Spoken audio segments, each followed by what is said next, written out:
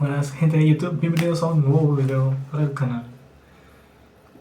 El día de hoy les traigo 3 historias de terror ocurridas en pueblos.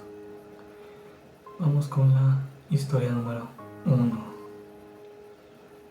El eco de los neumáticos sobre el empedrado de San Judas de los Alacranes era un sonido seco, rítmico, como el de unos huesos chocando contra otros en el fondo de un pozo. Mateo bajó a la ventanilla de su coche viejo y dejó que el aire de la sierra entrara en la cabina. No era el aire fresco y revitalizante que prometían los folletos turísticos de los pueblos mágicos. Este aire pesaba, olía a copal quemado, a azufre y a algo más, algo dulce y podrido que recordaba a las flores de cempasúchil que se marchitaban bajo la lluvia. El pueblo se extendía ante él como una herida abierta en la ladera de la montaña, con sus fachadas blancas y sus tejados rojos descoloridos, por un sol que, según decían los lugareños, ya no calentaba igual desde la gran sequía de 1920. Mateo era fotógrafo, un hombre de ciudad que buscaba la esencia mística de México para un libro de mesa, pero lo que encontró al cruzar el arco de entrada, donde un ángel de cantera decapitado parecía vigilar a los recién llegados, fue una sensación de vigilancia absoluta. Las calles estaban desiertas a pesar de ser las 4 de la tarde, una hora en la que la plaza debería estar bulliendo de vida, pero solo el viento movía los papeles de colores de un altar abandonado en una esquina. Se estacionó frente a la posada del minero, una construcción colonial de techos altísimos y muros tan anchos que parecían diseñados para resistir un asedio. Al bajar del coche, el silencio lo golpeó con la fuerza de una masa física. No se escuchaban pájaros, ni ladridos de perros, ni el murmullo de las televisiones a través de las ventanas abiertas, solo el crujido de sus propios pasos sobre la piedra. La dueña de la posada, una mujer llamada Doña Eugenia, lo recibió con una sonrisa que no llegaba a sus ojos, los cuales eran 2 canicas negras y opacas, perdidas en un mar de arrugas. Ella no le pidió su identificación, solo le entregó una llave de bronce pesada y le advirtió, con una voz que sonaba como el roce de 2 lijas, que después del toque de queda de las 8 de la noche, las puertas de la posada se cerraban con tranca y no se abrían para nadie, ni para los vivos ni para los que buscaban refugio del frío. Mateo soltó una risita nerviosa, pensando que era parte del encanto local, una táctica para asustar a los turistas y darles una anécdota que contar. Pero el rostro de la mujer permaneció de piedra, recordándole que en ciertos lugares de México la hospitalidad es solo una máscara para la supervivencia. Subió a su habitación, un cuarto con una cama de hierro forjado y un crucifijo de madera que colgaba torcido sobre la cabecera. El Cristo tenía una expresión de agonía tan realista que Mateo tuvo que apartar la vista. Se acercó al balcón y observó el pueblo. Desde esa altura, San Judas de los Alacranes parecía un laberinto diseñado por un loco. Las calles no seguían una lógica geométrica, sino que se retorcían y se cerraban sobre sí mismas, terminando muchas veces en muros ciegos o entradas a antiguas minas de plata que habían sido selladas hace siglos. Al fondo, la iglesia del pueblo, una mole de barroco churrigueresco, se alzaba como un centinela oscuro. Sus torres no tenían campanas, o al menos eso parecían, y sin embargo, mientras el sol comenzaba a hundirse tras las cumbres, un sonido metálico y vibrante empezó a recorrer el valle. No eran campanas rítmicas de llamado a la misa, sino un repique errático, violento, como si alguien estuviera golpeando el metal con desesperación. Decidido a aprovechar la última luz del día, Mateo tomó su cámara y salió a la calle. Caminó hacia la plaza principal, esperando encontrar a alguien que podría explicarle el porqué de tanto secreto. Al doblar una esquina, vio un grupo de niños jugando a la sombra de un laurel de la India gigante. Se acercó con la intención de tomarles una foto, pero se detuvo cuando se dio cuenta de lo que estaba haciendo. No estaban jugando a la pelota ni a las escondidas, estaban sentados en círculos, rodeando a un perro callejero que yacía inmóvil en el centro. Los niños, con rostros inexpresivos, le estaban cosiendo los párpados al animal con hilo negro. Mateo sintió que la bilis le subía por la garganta y gritó para que se detuvieran. Los niños se levantaron al unísono, con una coordinación mecánica que le puso los pelos de punta, y lo miraron fijamente. No tenían la curiosidad propia de la infancia, sino una sabiduría antigua y maliciosa. El más pequeño, que no tendría más de 5 años, le señaló la cámara y dijo con una voz demasiado grave para su cuerpo: «Lo que se guarda en la caja se queda en la sombra, señor». Luego, sin previo aviso, echaron a correr hacia los callejones y desaparecieron en la penumbra. El miedo, ese miedo primario que no responde a la razón, comenzó a filtrarse en los huesos de Mateo. Miró el perro, que por fin soltó un quejido sordo, y se dio cuenta de que aún estaba vivo, pero sus ojos estaban sellados por puntadas perfectas, quirúrgicas. Se alejó de allí a paso rápido, casi corriendo, buscando la seguridad de la plaza principal. Al llegar, vio que el mercado se estaba levantando a toda prisa. Los vendedores guardaban sus mercancías con una urgencia que rayaba en el pánico. Un hombre que vendía artesanías de barro lo miró con lástima mientras guardaba unas figurillas de diablitos y calaveras. Mateo intentó preguntarle qué pasaba, porque el pueblo parecía estar preparándose para una guerra, pero el hombre solo le susurró, casi sin mover los labios: «Es la noche de las ofrendas vivas, forastero. Si no tiene sangre que dar, más le vale tener un alma que esconder. Váyase a su cuarto y no mire por la ventana, pase lo que pase». Antes de que pudiera replicar, el hombre ya se había ido, dejando tras de sí solo el polvo que levantan sus huellas. Eran las 7:30 de la tarde. El cielo había adquirido un color violeta hematoma y las sombras de los edificios se alargaban de forma antinatural, pareciendo dedos negros que intentaban alcanzarle los pies. Mateo regresó a la posada, encontrando la puerta principal ya cerrada. Golpeó con fuerza hasta que doña Eugenia abrió apenas una rendija. Al entrar escuchó el pesado sonido del cerrojo, deslizándose en su lugar. La mujer no dijo nada, simplemente le señaló la escalera con un gesto de la barbilla. En el comedor de la posada, otros huéspedes, 3 hombres de aspecto severo que vestían trajes negros, pasados de moda, cenaban en absoluto silencio. Sus cubiertos no hacían ruido contra los platos de porcelana. Mateo subió a su habitación, se encerró y empujó un pesado baúl de madera contra la puerta. Se sentó en la cama con la cámara en el regazo, tratando de convencerse de que todo era una sugestión colectiva. Un teatro montado para mantener la identidad de un pueblo que se negaba a morir. Pero, entonces, a las 8 en punto, el sonido comenzó. No fue un grito, ni un estruendo, sino un susurro que parecía provenir de las paredes mismas. Un millar de voces hablando en una lengua que no era español, ni ninguna variante indígena que Mateo conociera. Era un sonido gutural, lleno de clips y sibilancias. Se acercó a la ventana a pesar de la advertencia y apartó apenas 1 milímetro la cortina de terciopelo pesado. La calle estaba bañada por una luz lunar azulada que hacía que todo pareciera un negativo fotográfico. Lo que vio lo dejó paralizado. Desde las minas abandonadas, una procesión de figuras estaba bajando hacia el pueblo. No caminaban como seres humanos. Sus extremidades se doblaban en ángulos imposibles y sus cuerpos estaban cubiertos por harapos negros que flotaban en el aire a pesar de que no soplaba brisa. No tenían pies, o si los tenían, no tocaban el suelo. Eran los guardianes del pueblo, los que habían sido pactados siglos atrás para que la plata nunca se acabara. Pero la plata se había ido, ellos se habían quedado, reclamando otro tipo de tributo.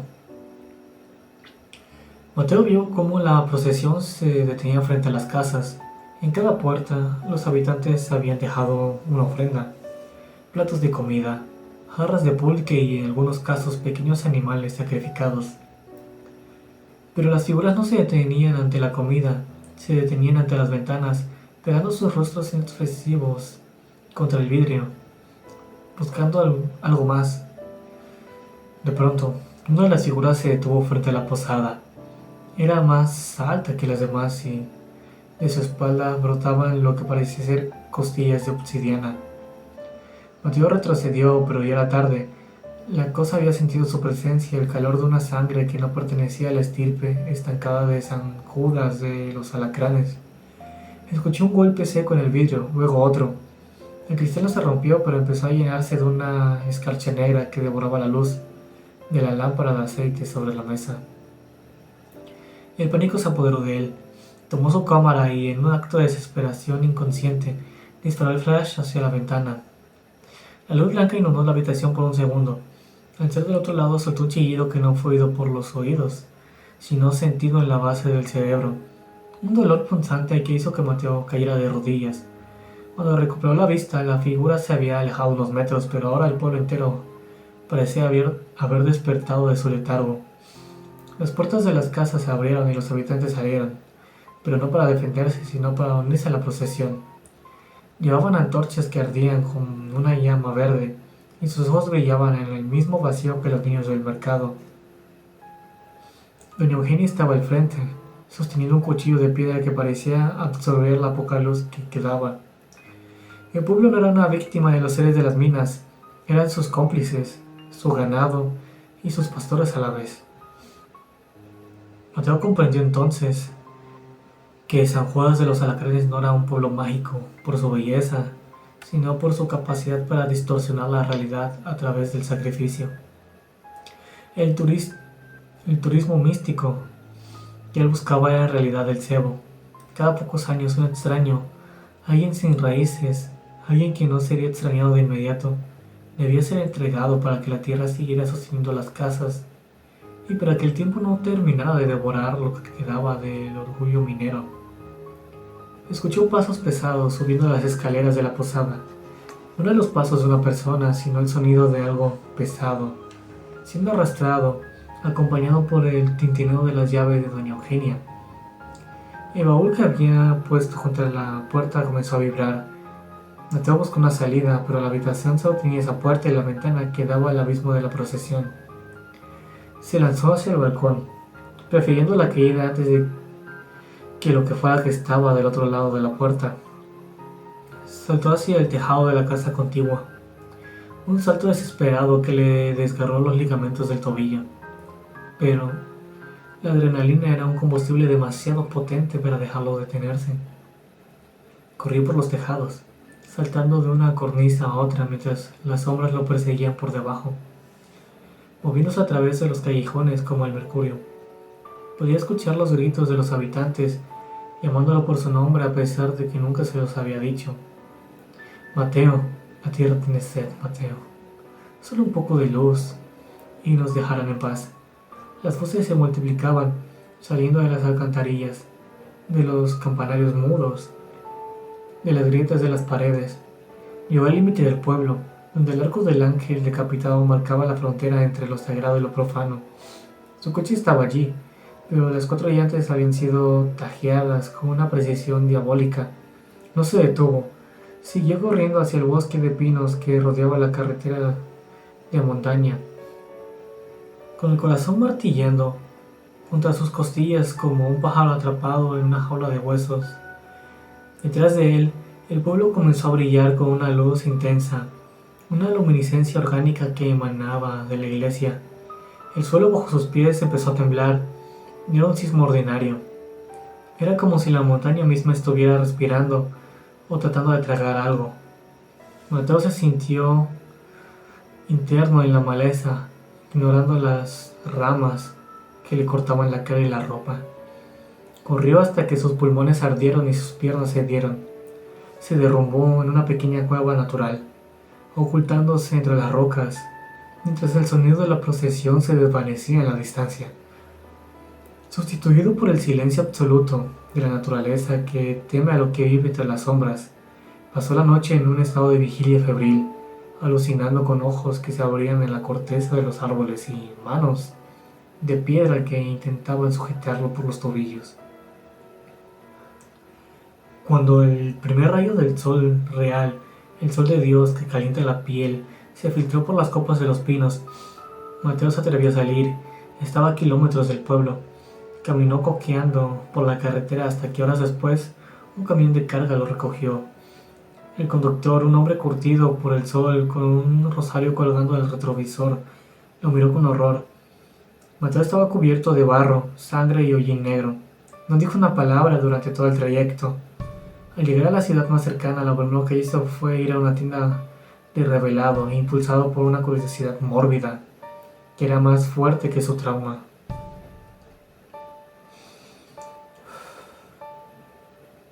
Cuando las fotos salieron del proceso químico, Mateo sintió que el mundo se desmoronaba bajo sus pies una vez más.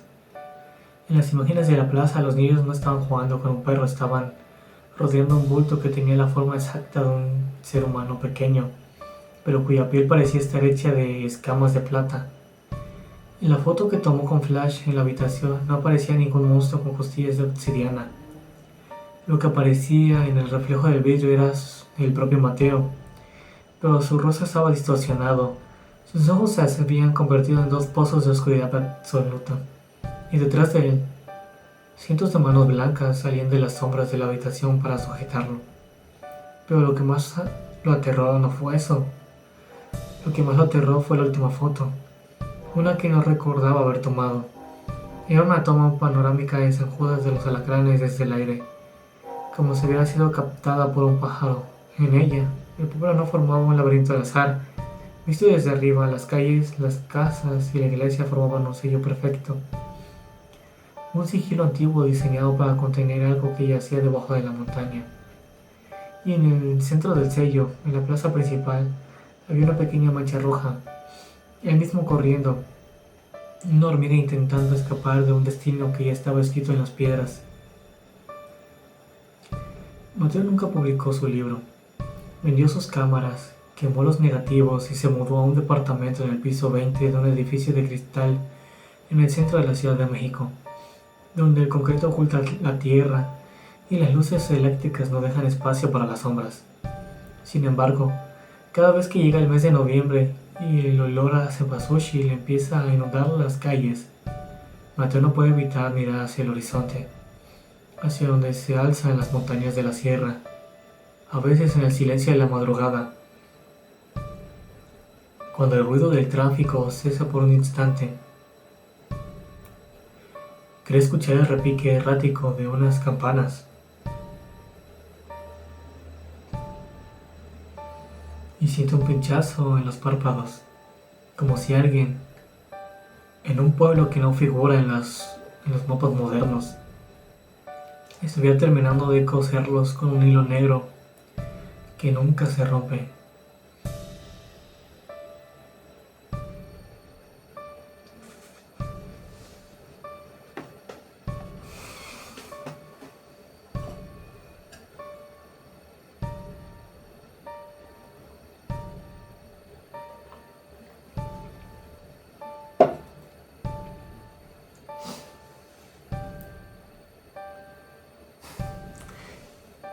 Vamos con la segunda historia.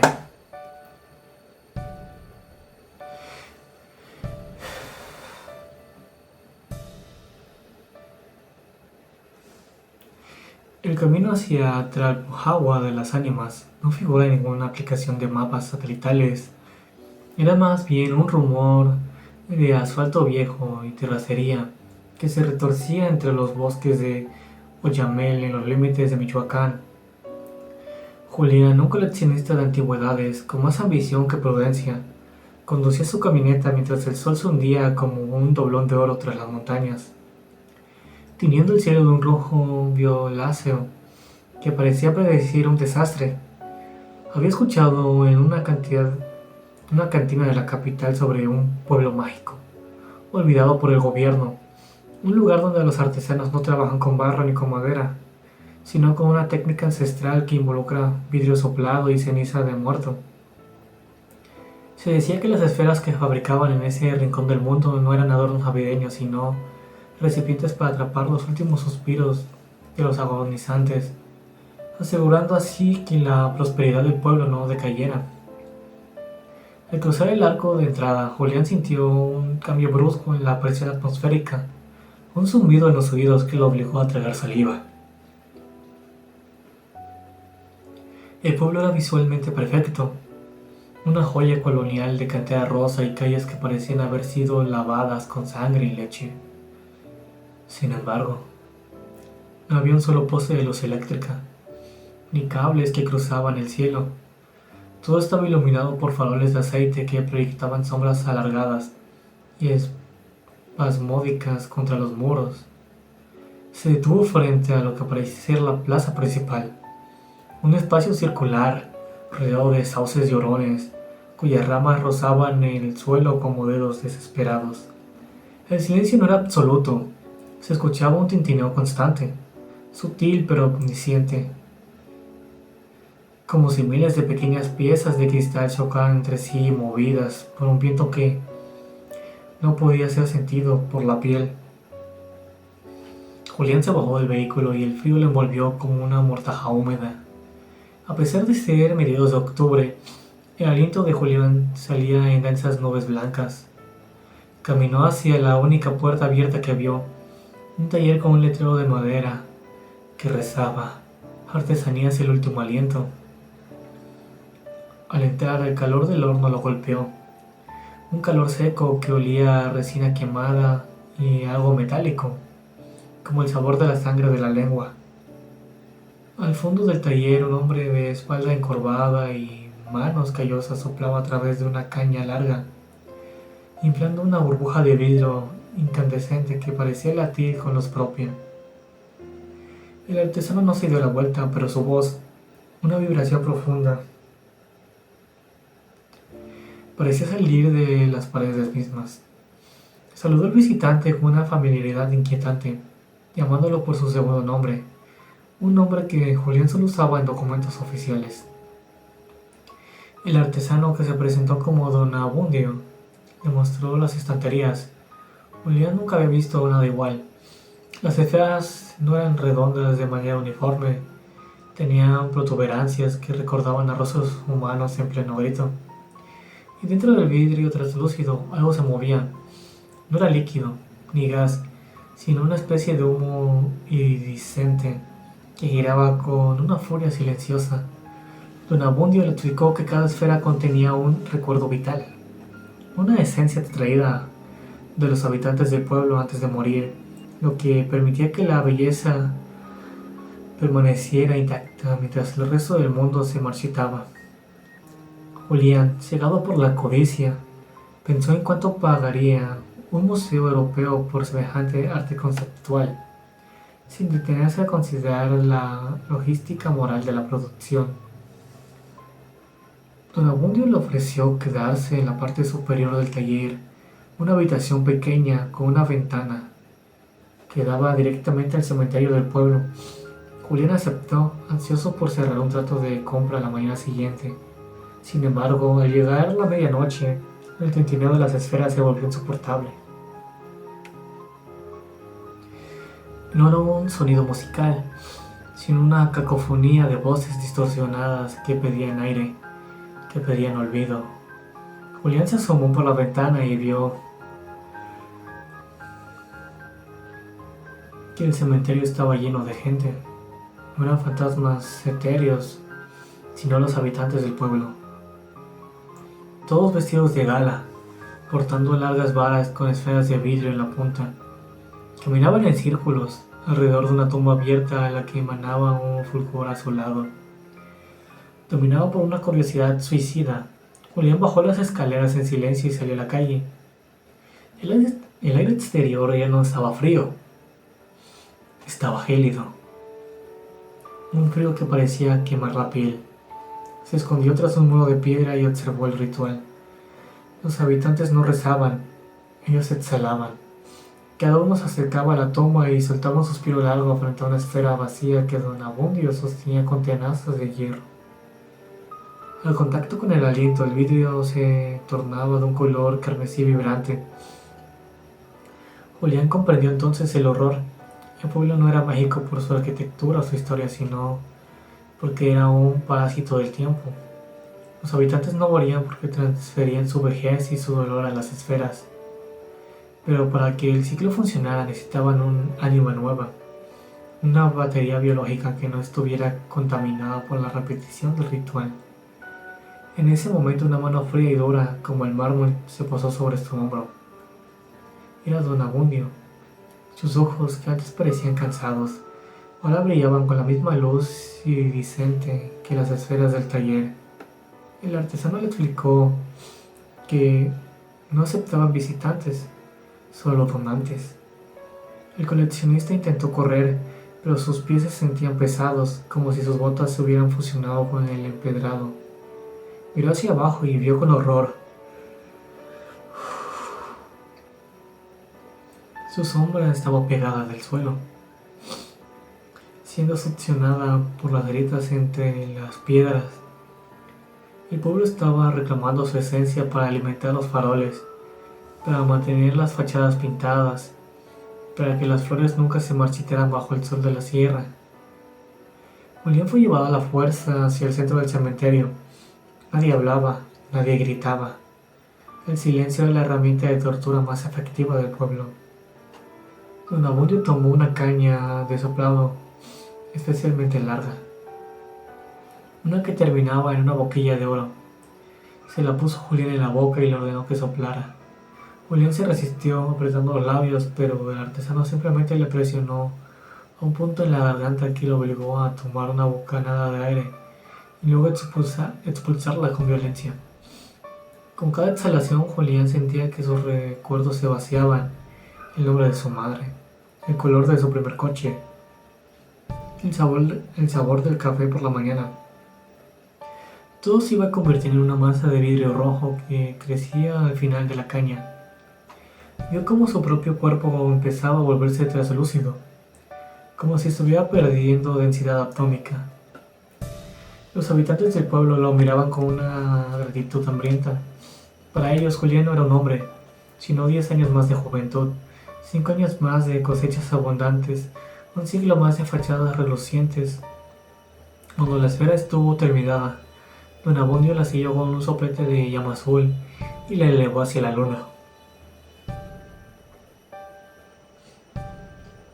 En ese instante, el pueblo entero suspiró al unísono, un sonido que se escuchó en toda la montaña como el derrumbe de un glaciar. Julián ya no tenía dolor ni miedo, solo una ligereza insoportable, una desconexión total con el concepto de yo. A la mañana siguiente, un grupo de excursionistas pasó por la entrada de un pueblo que no aparecía en sus guías y encontraron una camioneta abandonada, con las puertas abiertas y el motor frío. Al entrar al pueblo se maravillaron por la belleza de las esferas que colgaban de un árbol en la plaza. Una de ellas, especialmente roja y brillante, parecía contener la silueta de un hombre gritando, aunque los turistas rieron pensando que era un detalle artístico muy bien logrado. Compraban varias artesanías, pagando con billetes nuevos que los locales aceptaban con sonrisas de porcelana. Lo que no notaron fue que, al salir del pueblo, sus sombras eran un poco más pálidas y que, por alguna razón, ya no podían recordar por qué habían decidido viajar a ese lugar en primer instante.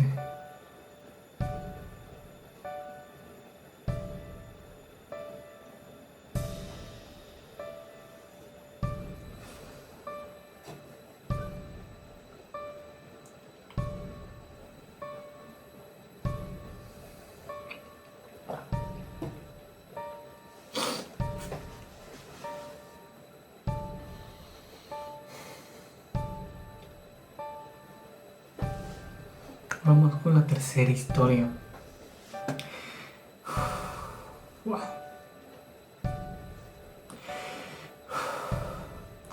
El aire en Real de 14 no es como el de otros lugares. Es un aire que ha sido filtrado por kilómetros de roca y décadas de abandono. Un aliento seco que parece cargar con el peso de la plata que una vez fluyó por sus venas de piedra. Elena llegó al pueblo cruzando el túnel de Ungarrio en un viejo jeep que traqueteaba como si fuera a desarmarse en cualquier momento bajo la bodega de 2 kilómetros de oscuridad. Para ella, una arquitecta especializada en restauración con un doctorado en estructuras coloniales, el pueblo era un desafío técnico, una reliquia que se negaba a convertirse en polvo.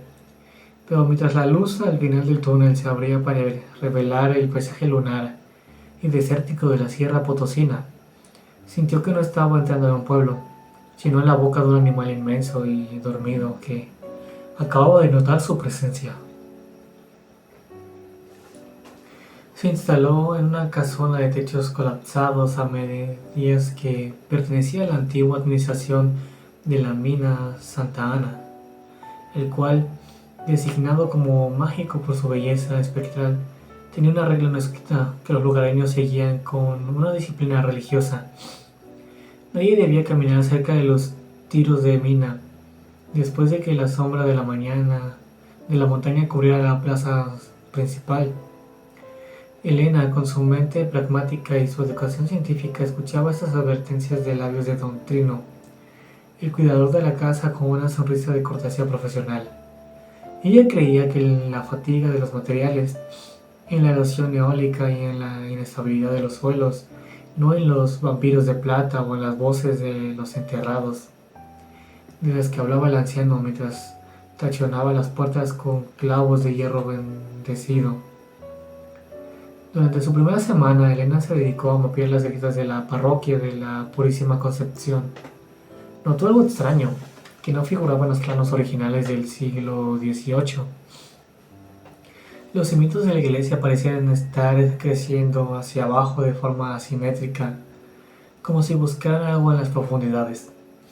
Al revisar los archivos municipales encontró un legado de documentos amarillentos, escritos en un español arcaico y tembloroso, que mencionaban la construcción de una segunda catedral debajo del pueblo.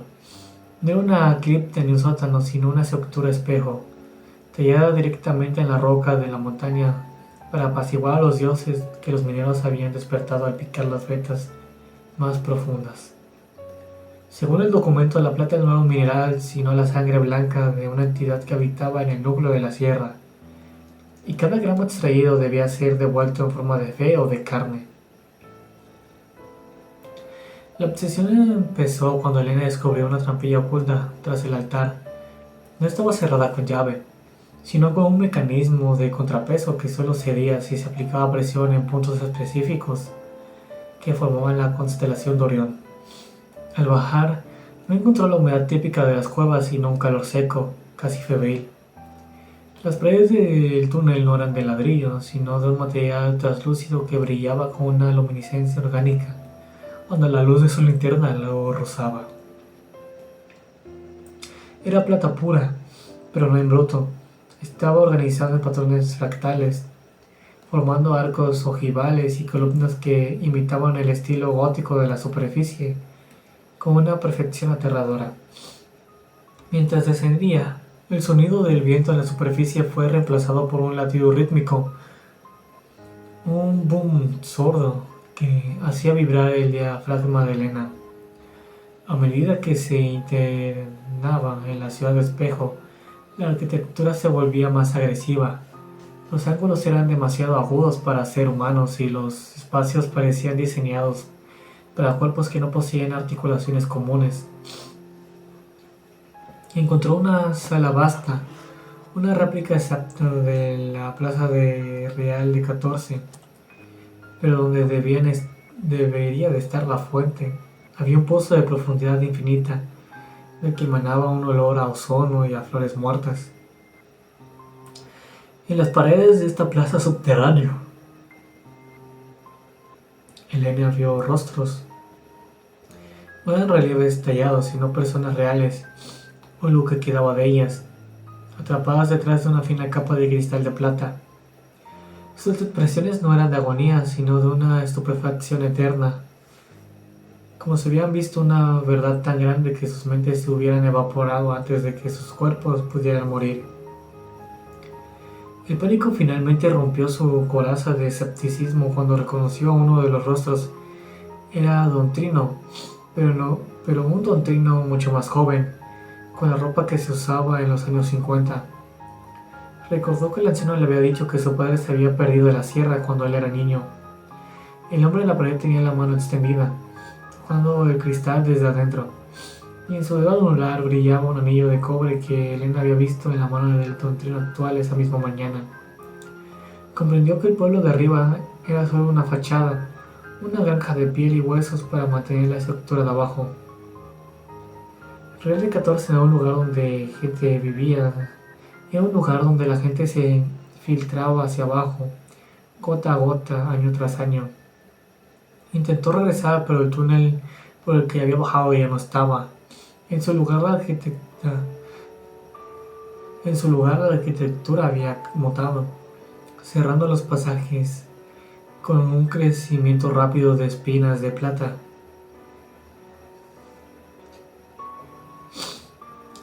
El latido se hizo más fuerte, transformándose en una vibración que empezó a agrietar los cristales de su linterna. En la oscuridad total, Elena empezó a ver con una claridad nueva.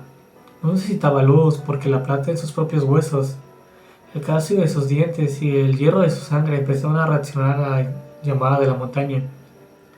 Sintió cómo sus pies se hundían en el suelo, que ahora tenían la consistencia de una jalea fría.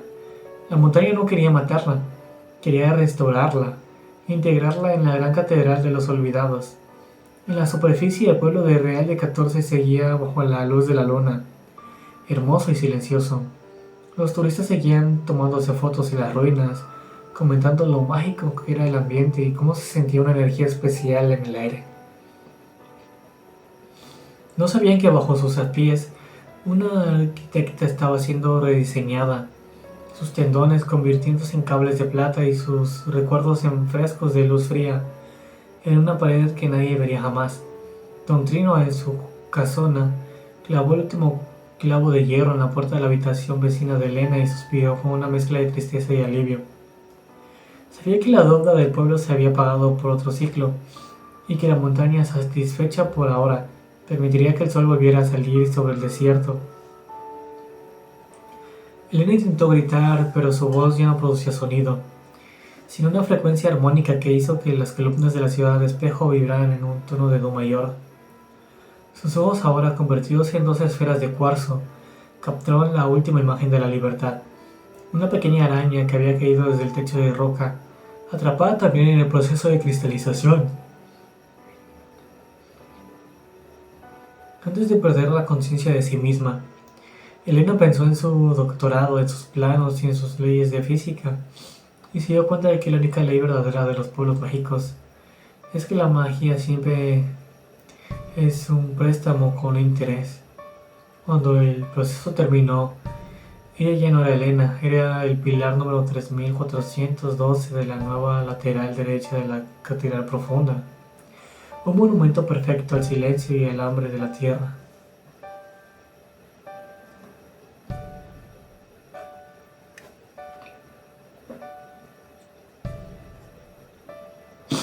Qué duro, amigo. Bro, qué duras estas historias. Déjame acá abajo en los comentarios cuál fue tu favorita, cuál te gustó más. Si te gustó el video, dale like, puedes suscribirte en el botón de acá abajo, activar la campanita para no perderte próximos videos y compartir con tus amigos si es que los tienes. Yo soy el Jessica y te deseo buenas noches.